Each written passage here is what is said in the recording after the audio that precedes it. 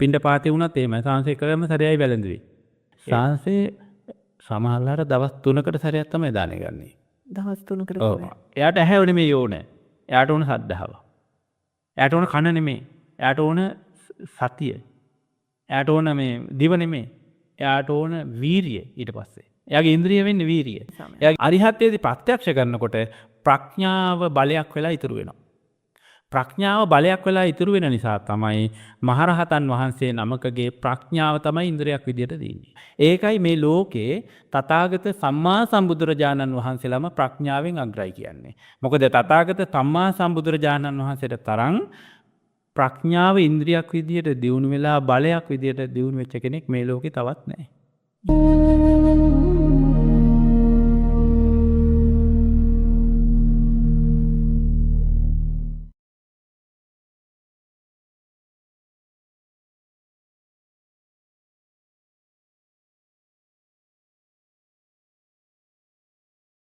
අපේ ස්වාමීන් වහන්සේ දැන් මේ කඩවැද්දුවේ ජිනවංශ ස්වාමීන් වහන්සේ, ඒ වගේම නාවෝනි ආර්ය ධම්ම මහා ස්වාමීන් වහන්සේ, ඒ වගේම අපේ මේ මොහොතේදී නාවෝනේ ලොකු ස්වාමීන් වහන්සේ, අරියනන්ද ගෞරවනීය ස්වාමීන් වහන්සේ, මේ මහා ස්වාමීන් වහන්සේලාගේ ඇසුර ඔබ වහන්සේට නොඅඩුව ලැබෙනවා. උන්වහන්සේලාගේ ජීවිත ඇතුළේ දුටු විශේෂත්වය, දහමට සමීපත්වය, බුදුරජාණන් වහන්සේට කරන ලද කෙලෙහි ගුණ රැක ගන්නා බව නැත්නම් කෙලෙහි ගුණ දැක්වීම ඔබ වහන්සේ කොහොමද දැක්කේ උන්වහන්සේලාගේ ජීවිතය ඇතුලේ? යාලිකනෝන එක මම දැක්කේ ස්වාමීන් වහන්සේලාගේ අභ්‍යන්තරික ක්‍රියාකාරී ධර්මයේ තුලින්මයි. එහෙමයි. ඒ ධර්මයේ තුලින්ම ස්වාමීන්සලා හැමතිස්සෙම බුද්ධ පූජාවක් නිරත වුණා. බුද්ධ වන්දනා කරන වෙලාව විතරක් නෙමෙයි.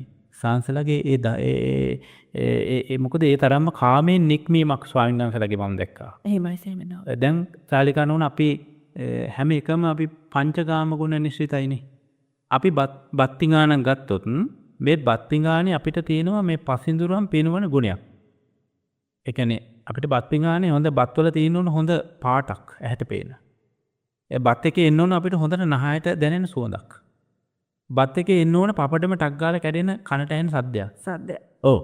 ඒතර පස් එකේ එන්න ඕන මේ හොඳ උණක්, ඒ කියන්නේ ස්පර්ශයක් එන්න ඕන. හොඳට උණට ඇනෙන්න රසනෙට සීතලට අපි කැමති විදිහේ ස්පර්ශයක් බත් එකේ තියෙන්න ඕන.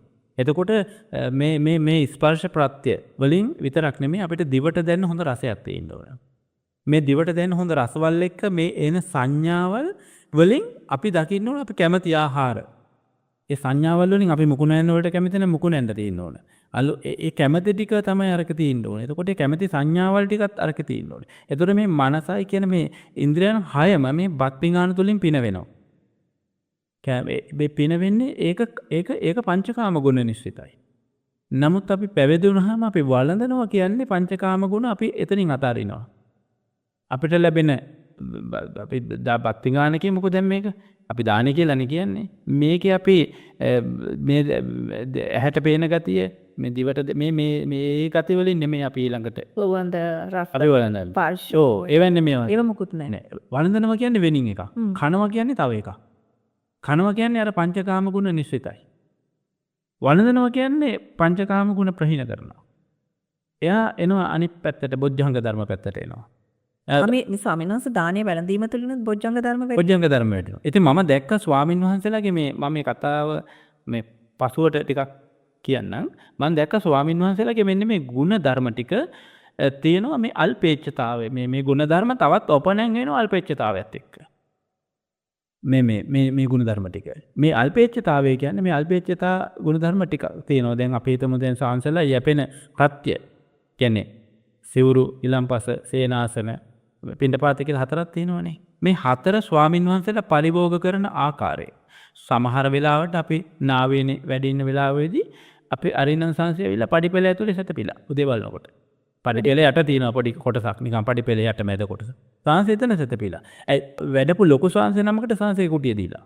ඒ කියන්නේ ස්වාමීන් වහන්සේ අපි දන්නේ ඇතිරිල්ලක්වත් නැතුව. ඔය එතන තියෙනවා අර පැදුරු ටිකක් තියෙනවා ඔය භාවනා කරන්න ගන්න. පැදුරක් දාගෙන සංසය ඇතපීලා. ඒ කියන්නේ සංසලට ඒ සම්බන්ධවත්. එතන තමයි ප්‍රත්‍ය අල්පේච්ඡතාවය. අල්පේ කියන්නේ අවම ප්‍රත්‍යයකින් යැපෙන්න පුළුවන් බව. සෑහෙන තිබුණට සංසල යැපෙන්නේ අවම ප්‍රත්‍යයකින්. යැපුණේ. එතකොට පිණ්ඩපාතේ වුණත් එහෙමයි. සංසය එකම සැරේයි වැළඳුවේ. ඒ වතුර ටිකක් තමයි වදින දිනකට. වතුර ටිකක් තමයි වළඳන. සමහරවිට කවුරු හරි වැඩියට වුණාට පස්සේ සංසයට ඒ වේල වළඳ ගන්නත් නෑ. කවුරු හරි අසනීප වුණොත් මොන වුණත් සංසය ඒවට ගියාට පස්සේ අර එක වේලත් නෑ සංසයට. ඒ වගේ අර ওই ලොකු සාමිනාංශලාගේ තිබුණ පුදුම විදිහේ ප්‍රත්‍යල්පේච්ච බව. ඒ කියන්නේ ස්වාමීන් වහන්සේ දවසට සීනි ටිකක් වතුර ටිකක් පමණක් වළඳපු අනිවාර්යෙන්ම. අපේ අරියනන්ද ස්වාමීන් වහන්සේ සංසලා. ඒ කියන්නේ බොහොම ඒ ප්‍රත්‍යල්පේච්ච අපි දැකපු ප්‍රත්‍යල්පේච්ච බව. ඒ ප්‍රත්‍යල්පේච්ච බව තුලින් අර කාමයන්ගෙන් තොර වෙන නිකම් අදහස තව උපනයන වෙනවා ඊට පස්සේ. ඔබ වහන්සේ ඒක වින්දද? ඔබ සංසලා අපිට පුරුදු කරනවානේ අපිටත් එක වේලක් වළඳලා ඉන්න.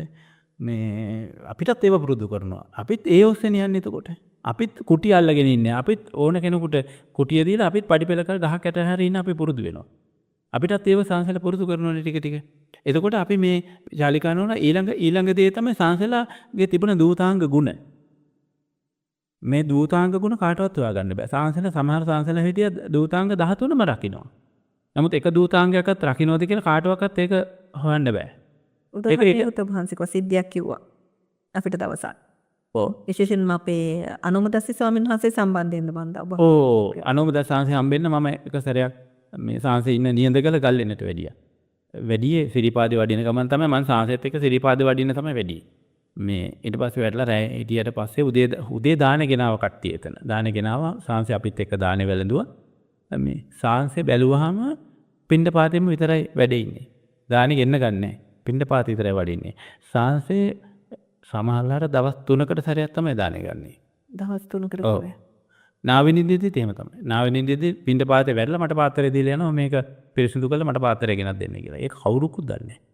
කල්යාණ මිත්‍රයෙක් විදිහට මම විතරයි දන්නේ සංසය දවස් 3කට සැරයක් දානේ වළඳනවා කියලා. උන්වහන්සේ මේ වෙනකොට අපවත් වෙලා උන්වහන්සේ තුල තිබ්බ ගුණයන් ඔබට දකින්නමයි අපේ ස්වාමීන් වහන්සේ මේ පැහැදිලි කරන්නේ මහා කාශ්‍යප මහරහතන් වහන්සේගේ. ඒ වගේම සරියුත් මුගලන් මහරහතන් වහන්සේලාගේ ගුණයන් අදටත් අපි කතා කරනවා. ඒ ඔස්සේ තමයි අපි අපේ ජීවිත සකස් කරගන්නේ. ඉතින් ඒ සඳහාමයි අපේ ස්වාමීන් වහන්සේ මේ මතක් කිරීම කරන්නේ පැහැදිලි කිරීම කරන්නේ ඔබට. ඔව් ඒ වගේ තමයි ශාලිකනෝනේ ඒ දූතාංග අල්පේච්ඡ භාවය ඒ මන් එකක් කිව්වේ සංසල ළඟ තියෙන. එතකොට ඊළඟ එක තමයි පරියත්ති අල්පේච්ඡතාවය. පරියප්ති කියන්නේ දැන් අපේ නාවේනේ මේ අරිදම ලොකු ස්වාමීන් වහන්සේ ගත්තම සංසෙත් ත්‍රිපිටකය කටපාඩම් සංසෙට. නමුත් සංසෙ කවදාක මට ත්‍රිපිටකේ පාඩම් මම මේවා දන්නවා කවදාකත් එහෙම කාටවත් කියන්නේ නැහැ ස්වාමීන් වහන්සේ. දැන් අපි යමක් ඇහුවට පස්සේ ප්‍රශ්නයක් ඇහුවාම ස්වාමීන් වහන්සේ කියනවා අහවල් පොතේ අහවල් පිටුවේ අහවල් පරිච්ඡේදයේ ඔකට උත්තරේ තියෙනවා කියලා සංසය අපිට පොතවයි පිටුවයි පරිච්ඡේදයත් එක්කම කියනවා. සංසය ඒ තරම් පරියප්ති ප්‍රාප්තයි. නමුත් ඒවා කිසි කෙනෙක් දන්නේ නැහැ කවුරුවක්වත් දන්නේ නැහැ. අනිත් සංසයලා ගොඩක් ඉන්නවා. නමුත් කවුරුවක්වත් දන්නේ නැහැ. ඒක තමයි මේ පරියප්ති අල්පේච්ඡ භාවය කියන්නේ ඒක මම ආයනය කරන්නේ නැහැ. ඊළඟ එක තමයි අධිගම අල්පේච්ඡතාවය. දැන් අපේ ඔය අනුමදස් සංසය සංසයගේ ওই தත්ත්ව මම හිතනවා අඟුලිගමේ සංසයවත් දන්නේ නැහැ. උන්වහන්සේ තුළ තිබුණු ගුණයන් සහ හැකියාව ගුරුවරයාට හොයාගන්න බෑ. ඒ තරම්ම විදියට ඒවා කියන්නේ. මොකද ඒ කිසිම ගුණයක් ශාලිකානෝන මම ආයනය කරන්නේ නැහැ. ඒ ගුණධර්ම මම ආයනය නොකරනකොට තමයි ඒක නිවනට උපනිශ්‍රය වෙන්නේ. ඒ ගුණධර්ම මම ආයනය කරන්නේ නැහැ කවදාවත්. මොකද නිවන් දකින්නවා කියන්නෙම තමයි නිවන් දැක්ක කියලා කියන්න ඕනකම නැති වෙන එක. එහෙමයි තමයි. දැන් අපි සෝවාන් වුණා කියන්නේ සෝවාන් වුණා කියලා කාට හරි කියන්න තියෙන උමනාව නැති වෙනවා. ඒක නැති වෙලා යනවා. ඒක කියන වෙලාවක් තියෙනවා ස්වාමින් වහන්සේලා ඔය අවසාන මොහොතේ විමසුවොත් එහෙම නැත්නම් සංඝ පිරිසක් විමසුවොත් ඒ විදිහේ අර ඒ සංඝයාගේ උමනාවකදී ඒක එහෙම කියන්න පුළුවන්.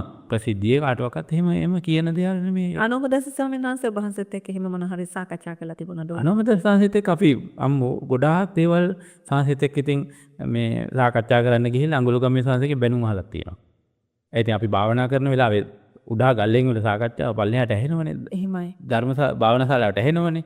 ස්වාමීන් වහන්සේ මීට ඇවිල්ලා මේ කල්පනා කරන්න කියලා හිමීට යනවා ඊට පස්සේ. මොකද අපි ගැඹුරු සාකච්ඡා දැන්. එහෙමයි. යන්නේ. ඉතින් ඒ වගේ සංසේ සෑහෙන ගැඹුරු ධර්ම සාකච්ඡා එක සූත්‍රවල අපි ගොඩාක් සාකච්ඡා කරා. දැන් අපේ මම නියඳගල වැඩි දවසෙත් අපි මාත් එක්ක ගියා ඒ මහත්තයා නිදාගත්තට පස්සේ තමයි සංස සාකච්ඡා පටන් ගත්තේ. ඒ මහත්තයා 11 වෙනකොට බුදිය ගත්තා. අපි 11 ඉඳන් පාන්දර 5 මාර විතර වෙනකම්ම ධර්ම සාකච්ඡා තමයි කරේ. ඒ ධර්ම සාකච්ඡා හරි ගාම්භීරයි ශාලිකානෝන. මං උදාහරණයක් කියන්නම්. අපේ මේ ශාලිකානෝන තියෙනවනේ ඉන්ද්‍රිය ධර්ම 6ක්. ඇස කන නාසය දිව ශරීරය මනස කියලා මෙහෙම ඉන්ද්‍රිය ධර්ම 6ක් තියෙනවා. අපි මේ ලෝකෝත්තර ධර්මය සොයාගෙන යනකොට මේ අකාලිකත්වය යම් තැනකදී අපිට ස්පර්ශ වෙනවා. එහෙමයි. ප්‍රත්‍යක්ෂ වෙනව නෙමෙයි. ස්පර්ශ වෙනවා. ස්පර්ශ වෙනවා. ඔව්.